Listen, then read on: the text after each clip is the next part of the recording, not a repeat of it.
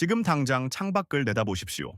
하늘을 찌를 듯 솟아있는 저 화려한 아파트들, 과연 진짜 여러분의 것일까요? 아니면 은행이 잠시 빌려준 콘크리트 신기루에 불과할까요? 대한민국 국민은 자산의 80%를 부동산에 몰빵하며 집값은 영원히 우상향한다는 종교를 맹신해왔습니다.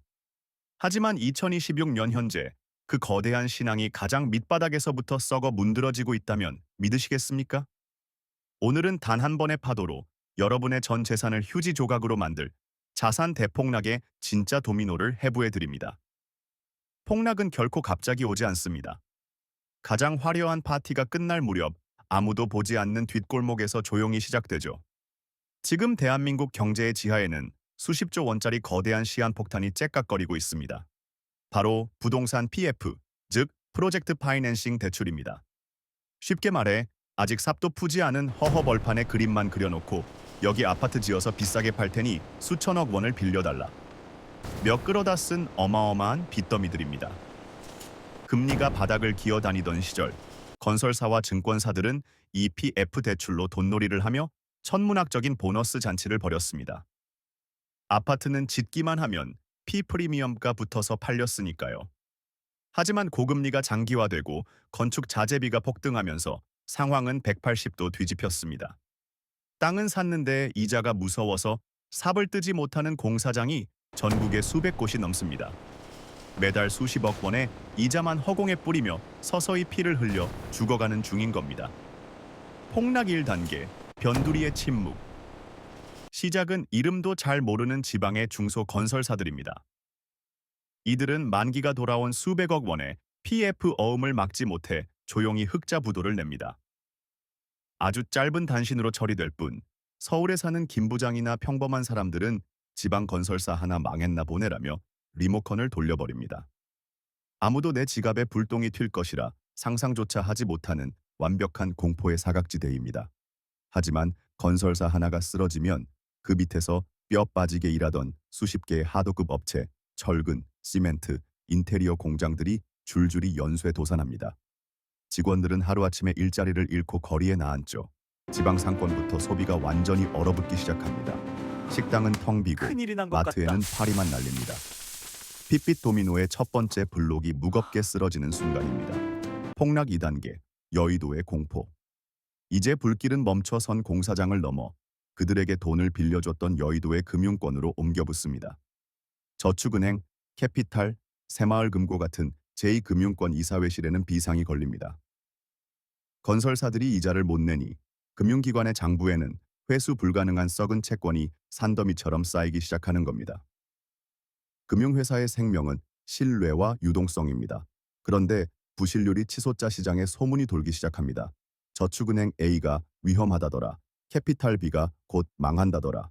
공포에 질린 사람들은 이자를 아무리 많이 준다 해도 돈을 맡기지 않습니다. 오히려 불안감에 휩싸여 만기가 안 된 예금조차 빼내려 은행으로 달려갑니다. 현대판 뱅크런의 그림자가 드리우는 겁니다. 발등에 불이 떨어진 제2금융권은 살기 위해 발버둥칩니다. 이들이 살아남는 방법은 단 하나, 시중에 풀려있는 돈을 악착같이 회수하는 것뿐입니다. 대출 심사는 극도로 깐깐해지고 망이 연장은 거절됩니다. 문제는 이들이 돈을 회수하는 대상이 부실 건설사뿐만이 아니라는 데 있습니다.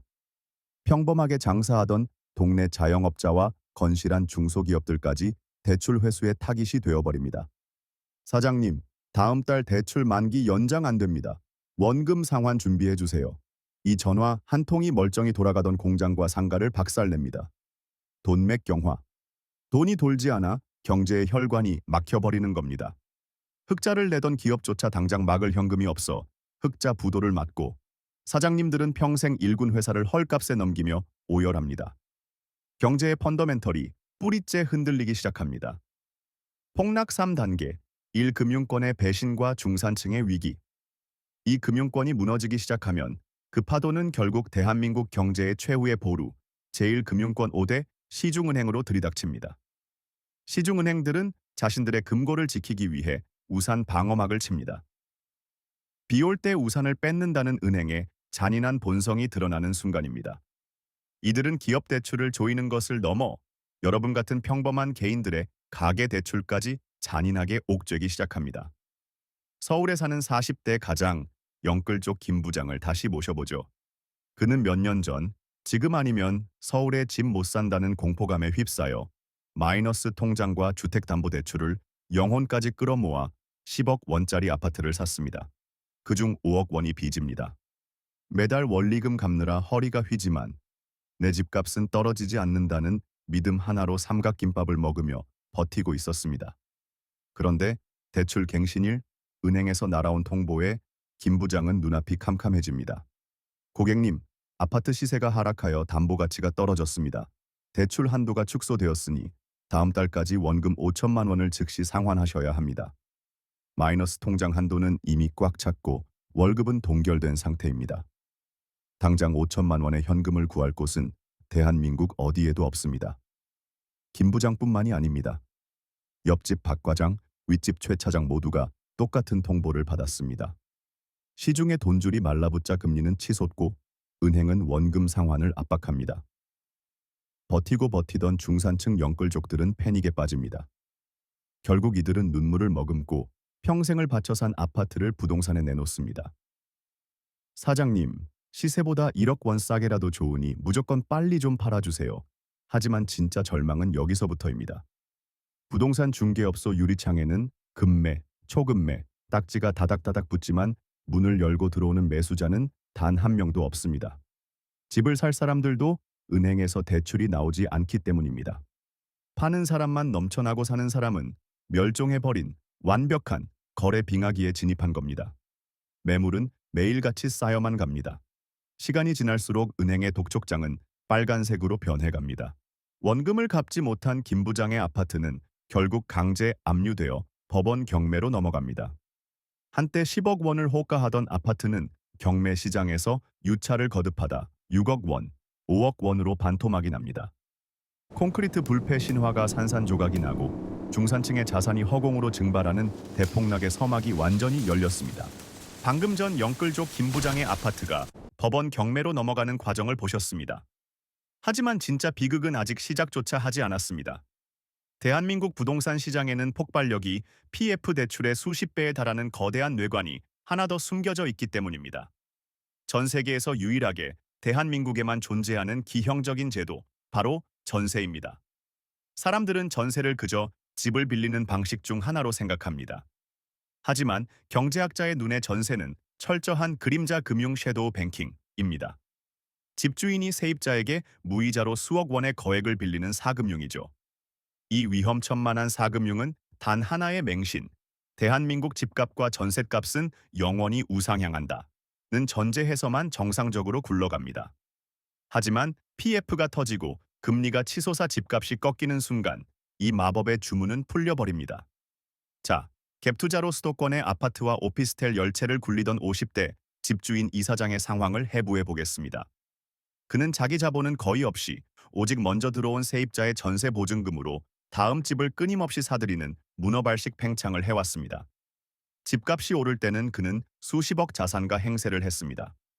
하지만 2026년 현재 매매가와 전셋값이 동시에 추락하는 역전세의 파도가 덮칩니다. 5억이던 전세 시세가 3억으로 뚝 떨어졌습니다. 계약 만기가 도래한 첫 번째 세입자가 이사장에게 보증금 5억 원을 돌려달라고 통보합니다. 하지만 이사장의 통장 장호는 텅 비어 있습니다. 그 돈은 이미 다른 집의 벽돌에 묶여 있으니까요. 이사장이 돈을 돌려주는 유일한 방법은 3억 원의 새로운 세입자를 구하고 부족한 2억 원을 대출받아 메꾸는 것뿐입니다. 하지만 은행은 대출문을 꽉 잠가버렸고 시장엔 세입자의 씨가 말랐습니다. 결국 단 한 채의 보증금을 돌려주지 못해 이사장은 흑자부도를 맞게 됩니다. 그가 굴리던 10채의 집이 전부 동시에 법원 경매로 넘어가는 잔혹한 도미노가 시작되는 겁니다. 문제는 이사장이 망하는 것으로 끝나지 않는다는 데 있습니다. 세입자에게 이 전세 보증금은 어떤 돈입니까? 2030 세대가 사회에 나와 피눈물 흘리며 모은 평생의 전 재산이자 은행에서 매달 이자를 내며 빌려온 전세자금 대출입니다. 집주인이 파산하는 순간 세입자의 전 재산은 허공으로 증발합니다. 이 역전세의 쓰나미는 아파트에서 시작되지 않았습니다. 자본주의의 가장 약한 고리, 바로 2030 청년들이 거주하는 빌라와 오피스텔 시장을 가장 먼저 쑥대밭으로 만들었습니다. 수백 채의 빌라를 가진 빌라 왕들이 연쇄 도산하면서 깡통 전세의 늪에 빠진 청년들의 절규가 밤하늘을 찢기 시작합니다. 전 재산을 잃은 청년들은 패닉에 빠집니다. 다음 달에 결혼을 앞둔 예비 부부의 신혼집 자금이 날아가고 10년간 안 먹고 안 입으며 모은 1억 원이 한순간에 사라집니다. 그들에게 남은 것은 은행에서 빌린 전세자금 대출금 상환 독촉장뿐입니다. 평범하게 직장 생활을 하던 청년들이 하루아침에 신용불량자로 전락하며 거리에 나앉습니다. 국가가 만든 전세자금 보증 제도가 있지 않냐고요? 주택도시보증공사 HUG 등 보증기관들 역시 이 핏빛 도미노를 피하지 못합니다. 수만 명의 세입자에게 대신 보증금을 물어주다 보니 보증기관의 곳간마저 바닥을 드러내기 시작한 겁니다. 국가의 방어막조차 감당할 수 없을 만큼 그림자 금융의 파괴력은 상상을 초월합니다. 이것은 단순한 경제 위기가 아닙니다. 한 세대의 자산이 완벽하게 삭제되는 세대적 재앙입니다. 시드머니를 통째로 빼앗긴 2030 세대에게 희망이라는 단어는 사치가 되어버립니다. 성실하게 살아봤자 시스템의 사기극에 당할 뿐이다 라는 극단적인 분노와 무기력증이 젊은 세대의 심장을 갉아먹기 시작합니다. 이들은 연애를 포기하고 결혼을 포기하고 마침내 출산을 완전히 포기합니다. 2026년 대한민국, 안 그래도 무너져 내리던 출산율은 이제 0.5명조차 사수하기 힘든 처참한 바닥으로 곤두박질칩니다. 부동산이라는 콘크리트 덩어리가 국가의 미래 인구마저 완벽하게 지워버리는 끔찍한 나비 효과입니다. 이제 불길은 빌라와 오피스텔을 넘어 중산층의 최후의 성벽인 아파트 전세 시장으로 번집니다. 갭투자의 성지라 불리던 노도강 노원, 도봉, 강북은 물론이고 강남, 서초, 송파의 하이엔드 아파트들조차 역전세의 공포를 피하지 못합니다. 강남 한복판에서도 보증금을 깎아주며 세입자에게 제발 살아달라고 애원하는 집주인들이 속출합니다. 세입자가 돈을 받지 못해 이사를 가지 못하니 주택시장의 거래는 완벽하게 멈춰섭니다. A가 돈을 받아야 B에게 주고 B가 이사를 가야 C가 들어오는 이사 사슬이 단 한 곳의 펑크로 완전히 끊어져 버린 겁니다. 부동산 중개업소들은 개점 휴업 상태에 빠지고 이삿짐 센터와 인테리어 업자들도 줄줄이 도산합니다. 이 혼돈 속에서 가장 끔찍한 압박을 받는 것은 다시 은행입니다. 은행은 세입자에게 전세 자금을 빌려줬는데 세입자는 파산했고 집주인의 집은 경매에 넘어가도 대출금을 회수하기엔 턱없이 모자랍니다. PF 부실로 이미 피를 흘리던 은행의 장부에는 이번엔 수십조 원의 전세 대출 부실이라는 치명적인 독약이 추가로 주입됩니다. 결국 은행은 스스로 살아남기 위해 극단적인 조치를 취합니다. 시중에 풀린 모든 대출을 무자비하게 회수하는 마른 수건 쥐어짜기에 돌입합니다. 기업들의 어음 만기는 거절되고 멀쩡하게 흑자를 내던 알짜 중소기업들조차 당장 막을 현금이 없어 줄도산하기 시작합니다. 공장이 멈추고 거리에 실업자가 쏟아져 나옵니다. 전 재산을 잃은 청년들, 빚더미에 앉은 갭투자자들, 직장을 잃은 가장들이 길거리를 배회합니다. 소비는 어떻게 될까요? 필수적인 식료품 외에는 아무도 지갑을 열지 않습니다. 백화점 명품관에 불이 꺼지고 골프장 회원권은 휴지 조각이 되어 나뒹굽니다. 내 집값은 떨어지지 않는다는 탐욕과 전세는 안전하다는 무지가 만들어낸 거대한 합작품. 그 대가는 실물 경제의 완벽한 붕괴로 돌아왔습니다. 이것이 바로 자산 가치의 하락이 경제 전체를 얼어붙게 만드는 무시무시한 역의 자산 효과, 네거티브 웰스 이펙트입니다. 온 나라가 패닉에 빠지자 언론과 대중은 매일같이 광장에 모여 절규합니다. 정부는 도대체 뭘 하고 있느냐? 한국은행은 당장 금리를 내리고 돈을 풀어서 이 지옥을 끝내라. 수백만 명의 분노가 여의도와 용산으로 향합니다. 표심에 목숨을 거는 정치권도 극도의 압박을 받게 되죠. 무너지는 중산층, 빚더미에 앉은 2030, 그리고 빈사 상태의 은행들. 국가가 이들을 살리기 위해 쓸 수 있는 카드는 정말 금리 인하와 돈 풀기밖에 없을까요? 만약 정부가 이 여론에 굴복해 구제금융의 헬리콥터를 띄운다면 어떤 끔찍한 결과가 기다리고 있을까요? 바로 이 지점에서 대한민국 경제 수장들은 역사상 가장 잔인하고 고통스러운 거시경제의 딜레마에 직면하게 됩니다. 국민을 버릴 것인가, 아니면 국가의 화폐 시스템을 버릴 것인가. 다음 장에서는 그 누구도 말해주지 않는 정부의 냉혹한 셈법과 환율 폭발의 진실을 파헤칩니다. 대중의 분노가 극에 달하고 거리마다 곡소리가 진동하자 정치권은 결국 가장 달콤하고 치명적인 독약에 손을 뻗으려 합니다. 바로 한국은행을 압박해 금리를 강제로 내리고 수십조 원의 돈을 허공에서 찍어내는 것입니다.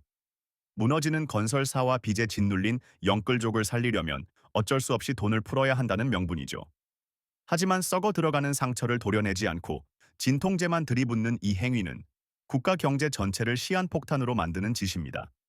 만약 한국은행이 정치권의 압박에 백기를 들고 돈 복사기에 전원을 켜는 순간 대한민국 경제의 펀더멘털을 냉정하게 지켜보던 외국인 투자자들은 어떤 반응을 보일까요?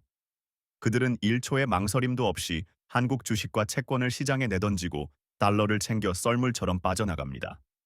한국은 부실을 덮기 위해 화폐 가치를 고의로 훼손하는 나라라는 치명적인 낙인이 찍히는 겁니다. 외국인들의 엑소더스가 시작되면 대한민국 원화의 가치는 말 그대로 쓰레기장으로 직행합니다. 아슬아슬하게 버티던 원달러 환율 방어선은 순식간에 종잇장처럼 찢어집니다. 전광판에 숫자가 미친 듯이 솟구치는 동안 기름 한 방울 나지 않는 수입 의존 국가인 대한민국의 숨통은 완벽하게 끊어집니다. 수입 원자재 가격이 폭발하면서 그 청구서는 고스란히 서민들의 밥상으로 날아듭니다. 마트의 사과 한 알, 밀가루 한 포대 가격이 통제 불능 상태로 치솟는 최악의 하이퍼 인플레이션 트리거가 당겨집니다. 내 집값을 살리려다 5천만 국민의 밥상 물가를 지옥 불귀신에게 던져주는 꼴이 됩니다. 빚이 없는 평범한 사람들조차 월급만으로는 밥 한 끼 제대로 사 먹기 힘든 빈민으로 전락하게 되죠. 화폐 가치의 붕괴가 성실하게 저축만 하던 서민들의 구매력까지 완벽하게 강탈해버리는 겁니다. 그렇다면 반대로 환율과 물가를 방어하기 위해 미국처럼 높은 금리를 꾹 참고 유지한다면 어떻게 될까요? 앞서 보신 것처럼 수백 곳의 PF 현장은 줄도산하고 영끌족들의 아파트는 매일 수만 채씩 경매로 쏟아져 나옵니다. 자산 시장이 완전히 붕괴하며 내수 소비는 빙하기를 넘어 완전 멸망 상태에 접어들게 됩니다. 한국은행 총재와 경제수장들은 밤을 지새웁니다. 물가를 살리자니 내수와 자산 시장이 죽고 부동산을 살리자니 환율이 터지며 베네수엘라행 급행 열차를 타게 되는 겁니다. 끓는 가마솥 속의 개구리가 되어버린 대한민국. 섣불리 돈을 풀 수도 안 풀 수도 없는 완벽한 외통수. 이것이 바로 거시경제의 가장 잔혹한 진퇴양난, 트릴레마의 덫입니다. 자, 이 피말리는 갈림길에서 국가는 결국 누구의 손을 들어줄까요? 안타깝게도 자본주의의 역사는 언제나 개인이 아닌 거대 시스템을 구하는 쪽으로 결론을 내려왔습니다. 정부는 국민의 혈세 수십조 원을 동원해 이른바 배드뱅크를 설립합니다. 그리고 금융권이 들고 있는 회수 불가능한 썩은 부실피, F 채권들을 정부가 헐값에 대신 사들이기 시작하죠. 명분은 금융 시스템의 연쇄 붕괴를 막는다는 것입니다. 대형 은행과 일군 건설사들이 쓰러지면 나라 전체가 망한다는 공포 논리가 작동하는 순간입니다. 뉴스에서는 금융위기 진화, 시장 안정화 조치 발표라며 앵커의 안도 섞인 멘트가 흘러나옵니다. 주식시장은 일시적으로 반등하고 위기에 처했던 은행장들은 가슴을 쓸어내리며 축배를 듭니다. 하지만 그 이면의 잔인한 진실을 보셔야 합니다. 건설사와 금융기관이 탐욕스럽게 벌렸던 빚잔치의 막대한 손실을 왜 빚 한 번 안 내고 성실하게 살아온 평범한 납세자들의 세금으로 메꾸어야 합니까? 이익은 사유화하고 손실은 사회화한다. 자본주의의 가장 뼈아픈 이 역설이 2026년 대한민국 한복판에서 여러분의 지갑을 털어가며 합법적으로 자행되는 겁니다. 결국 수십억 원의 보너스 잔치를 벌이던 금융 카르텔과 거대 자본 시스템만 살아남습니다. 경매로 집이 날아간 김 부장도 전세금을 떼인 청년도 구제받지 못한 채 거리로 내몰립니다. 구조조정이라는 명목해 국민의 뼈와 살을 깎아 시스템을 연명시킨 대가. 대한민국은 이제 끝없는 장기 침체의 늪, 일본의 잃어버린 30년보다 더 잔혹한 소멸의 30년으로 빨려 들어갑니다. 은행은 살았지만 대출을 갚지 못한 개인과 중소기업들의 숨통은 완벽하게 끊어졌습니다. 시장에는 영끌 쪽의 아파트, 흑자 부도를 낸 알짜 공장, 빚더미에 앉은 자영업자의 꼬마 빌딩이 매일 수만 건씩 시체처럼 쏟아져 나옵니다. 자본주의에서 누군가의 파산은 누군가에겐 일생일대의 쇼핑 찬스가 열렸음을 의미합니다. 피 냄새를 가장 먼저 맡은 것은 누구일까요? 바로 막대한 현금 실탄을 산더미처럼 쌓아두고 있던 대한민국 상위 1%의 초고액 자산가들과 남의 피를 빨아먹고 자란다는 글로벌 벌처펀드들입니다. 이들은 대중이 탐욕에 미쳐 빚을 낼 때 철저하게 현금을 쥐고 오늘만을 기다려온 자본주의의 포식자들입니다. 이 포식자들의 무기는 대출이 아닙니다. 오직 순수한 현금, 그 중에서도 세계 최고의 안전자산인 달러입니다. 앞서 국가의 딜레마를 설명하며 원달러 환율이 1,500원, 1,600원을 뚫고 올라갔다고 말씀드렸죠. 평범한 서민들에겐 수입 물가 폭등이라는 지옥이지만 달러를 쥔 자들에겐 천국이 열린 겁니다. 생각해 보십시오. 1달러에 1,100원 하던 시절 달러를 모아둔 부자는 환율이 1,600원이 되는 순간 가만히 앉아서 원화 구매력이 40% 이상 폭등하게 됩니다. 반면 시장에 쏟아진 한국의 부동산과 기업 가치는 반토막이 났죠. 달러 자본의 입장에서 지금 대한민국은 전 품목 70% 박앤세일을 진행하는 거대한 다이소 매장과 다를 바가 없습니다. 본격적인 사냥터는 법원의 경매 법정입니다. 과거에는 수십 명이 치열하게 눈치 게임을 하던 이곳이 이제는 텅텅 비었습니다. 아무도 대출을 받을 수 없으니 집을 살 돈이 없기 때문입니다. 오직 빚 없이 100% 현금 박치기가 가능한 극소수의 부자들만이 이 텅 빈 사냥터를 여유롭게 거닐며 쇼핑 카트를 채웁니다. 강남 3구 마용성의 한강뷰 아파트. 몇 년 전만 해도 30억 원을 호가하며 서민들에게 상대적 박탈감을 안겨주던 그 철옹성들이 유차를 거듭합니다. 결국 15억 원, 18억 원이라는 말도 안 되는 감정가의 주인을 찾습니다. 영끌족 김 부장이 평생을 바쳐 갚던 원금과 이자는 흔적도 없이 증발하고 그 소유권은 고스란히 달러를 쥔 현금 부자의 손으로 넘어갑니다. 끔찍한 것은 이 사냥이 아파트에서 끝나지 않는다는 점입니다. 자금줄이 말라 흑자부도를 낸 탄탄한 중소기업과 알짜 벤처기업들이 사모펀드의 먹잇감으로 던져집니다. 벌처펀드들은 피땀 흘려 기술을 개발한 창업자의 지분을 단돈 몇 푼에 강제로 인수해버립니다. 회사를 집어삼킨 사모펀드의 첫 번째 작업은 무엇일까요? 경영 효율화라는 이름의 무자비한 칼춤입니다. 수십 년간 회사를 위해 헌신했던 직원들을 가차없이 정리해고하고 회사가 보유한 알짜 부동산과 기계 설비는 모조리 매각하여 자신들의 배를 불립니다. 직원들이 거리에 나앉아 피눈물을 흘릴 때 사모펀드 매니저들은 수백억 원의 성과급 잔치를 벌입니다. 망가진 회사는 뼈대만 남긴 채 껍데기로 전락하거나 해외 자본에 쪼개어 팔려나갑니다. 대한민국 산업의 뿌리를 지탱하던 중소기업 생태계가 자본의 논리 앞에 완벽하게 초토화되는 순간입니다. 상업용 부동산 시장도 마찬가지입니다. 강남 테헤란로, 명동, 성수의 꼬마 빌딩과 대형 오피스들이 줄줄이 공매로 넘어옵니다. 이자를 감당하지 못한 자영업자와 영세 건물주들이 눈물을 머금고 건물을 던집니다. 그리고 그 빈자리는 외국계 부동산 리츠, REITs와 대기업 계열사들이 소리 소문 없이 독식해 들어갑니다. 시간이 흘러 경제가 바닥을 치고 다시 회복기에 접어들면 어떤 일이 벌어질까요? 값의 강남 아파트와 알짜 기업, 빌딩을 쓸어 담았던 1%의 자본가들은 가격이 제자리를 찾자마자 원금의 2배, 3배에 달하는 천문학적인 시세 차익을 거머쥐게 됩니다. 반면 집을 빼앗긴 김 부장, 전세금을 날린 청년, 회사를 뺏긴 중소기업 사장님은 평생을 일해도 복구할 수 없는 깊은 빚의 수렁에 빠져 있습니다. 이들은 월세 난민이 되어 부자들이 헐값에 주워 모은 그 아파트와 빌딩에 새 들어 살며 평생 노동력을 갖다 바치는 현대판 노예로 전락합니다. 대폭락이라는 재앙은 평범한 사람의 계급을 빈민으로 강등시키지만 준비된 극소수에게는 합법적으로 세상을 집어삼킬 부의 대이동을 완성해줍니다. 부자가 더 부자가 되는 것이 아니라 평범한 자들의 부를 강제로 빼앗아 부자들의 금고로 옮겨놓는 거대한 진공청소기인 셈입니다. 흔히들 자본주의는 공정하다고 말합니다. 기회는 평등하고 노력하면 부자가 될 수 있다고 가르치죠. 하지만 대폭락의 시기, 자본주의는 겉옷을 벗고 그 야만적이고 잔혹한 민낯을 여과 없이 드러냅니다. 자본주의의 룰은 단 한 번도 약자의 편이었던 적이 없습니다. 오직 냉혹한 자본과 정보력을 쥔 자들의 무기일 뿐이죠.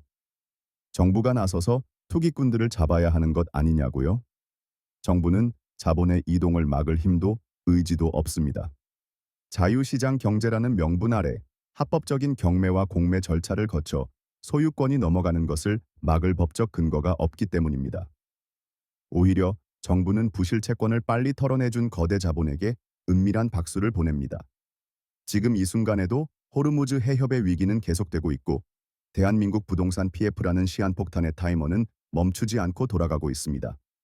거대한 쓰나미가 몰려오는데 당신은 아직도 내 집값은 오를 거야. 설마 나라가 망하겠어? 라며 모래성을 짓고 있지는 않습니까? 당신이 유튜브와 넷플릭스를 보며 시간을 때우는 이 밤, 강남의 고급 프라이빗 뱅킹 PB 센터에서는 자산가들이 모여 달러를 환전하고 경매 법원 스케줄을 분석하며 당신의 아파트가 반값에 나오기만을 매의 눈으로 기다리고 있습니다. 이 핏빛 시뮬레이션이 단순히 영화 속 이야기 같습니까? 1997년 IMF 외환위기, 2008년 글로벌 금융위기 때 수없이 반복되었던 대한민국의 실제 역사입니다. 그때마다 중산층은 박살이 났고 부자들의 순위는 바뀌었으며 빈부격차는 영원히 건널 수 없는 강이 되었습니다. 역사는 언제나 준비되지 않은 자들을 무자비하게 짓밟고 지나갑니다. 우리는 이 잔혹한 거시경제의 톱니바퀴 속에서 어떻게 해야 살아남을 수 있을까요? 아니, 어떻게 해야 털리지 않고 내 가족의 방어막을 칠 수 있을까요? 이제 남은 25개의 씬을 통해 당신이 당장 내일 아침 침대에서 일어나 실천해야 할 1%의 자산 방어술과 독한 생존 매뉴얼을 공개합니다. 평범한 개인은 절대 벌처 펀드가 될 수 없지만 적어도 그들의 먹잇감이 되는 것은 피할 수 있습니다. 자, 이제 냉정하게 현실을 마주할 시간입니다. 정부가 기적처럼 집값을 다시 올려줄 것이란 희망 회로는 당장 찢어버리십시오. 거시 경제의 거대한 사이클이 하락장으로 방향을 튼 이상 그 어떤 정책도 중력처럼 쏟아지는 폭락을 막을 수 없습니다. 만약 당신이 감당할 수 없는 빚을 지고 있는 영끌족이라면 가장 뼈아픈 결단을 내려야 합니다. 손가락이 잘려나가는 고통을 감수하더라도 지금 당장 집을 금매로 던져 손절해야 합니다. 떨어지는 칼날을 맨손으로 쥐고 버티다가는 팔목 전체가 날아가고 가족의 미래까지 파산의 늪으로 끌고 가게 됩니다. 무리한 빚이 없는 평범한 직장인이라면 오늘 밤부터 당장 유동성 참호를 깊게 파야 합니다. 위기 상황에서 가장 무서운 적은 물가 폭등도 금리 인상도 아닙니다. 바로 매달 당신의 통장에서 숨만 쉬어도 빠져나가는 고정비입니다. 남들 눈치 보며 유지하던 자동차 할부금, 보지도 않는 수많은 OTT 구독료, 골프장 비용, 외식비를 잔인할 정도로 도려내십시오. 월 50만 원의 고정비를 줄이는 것은 예금 금리가 바닥인 시대에 수천만 원의 현금을 은행에 넣어둔 것과 똑같은 방어력을 발휘합니다. 두 번째 생존 수칙, 모든 수단을 동원해 악성 부채를 타격하십시오. 금리가 7%, 8%로 치솟는 시대에 마이너스 통장으로 주식이나 코인에 물타기를 하는 건 불길 속에 기름을 붓는 자살 행위입니다. 7% 이자의 빚을 갚는 것은 세금 한 푼 안 떼고 확정 수익 7%를 보장받는 전 세계에서 가장 안전한 투자입니다. 세 번째, 당신의 남은 비상금에 강철 방패를 씌우십시오. 국가의 화폐 시스템이 흔들리고 원화 가치가 쓰레기로 변해갈 때 원화만 쥐고 있는 것은 침몰하는 타이타닉호에서 원화 다발을 껴안고 있는 것과 같습니다. 당신의 구매력을 지켜줄 달러로 피난처를 마련해야 합니다. 환차익을 노리고 단타 투기를 하라는 말이 절대 아닙니다. 최소 6개월치의 가족 생활비만이라도 달러 파킹 통장이나 미국 단기 국채에 묶어두십시오. 대한민국의 펀더멘털이 무너져 내릴 때 이 달러는 가만히 숨만 쉬고 있어도 환율 상승분만큼 당신의 재산을 완벽하게 해줍니다. 그렇다면 폭락장인데 주식이나 우량 아파트를 지금 당장 헐값에 주워 담아야 할까요? 절대 안 됩니다.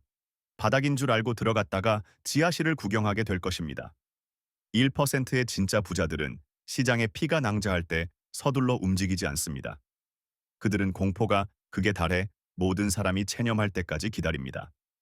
진짜 바닥은 뉴스에서 대폭락이라는 단어조차 사라지고 주식과 부동산에 미쳐있던 사람들이 완전히 입을 다물어 버리는 완벽한 침묵의 시기에 찾아옵니다.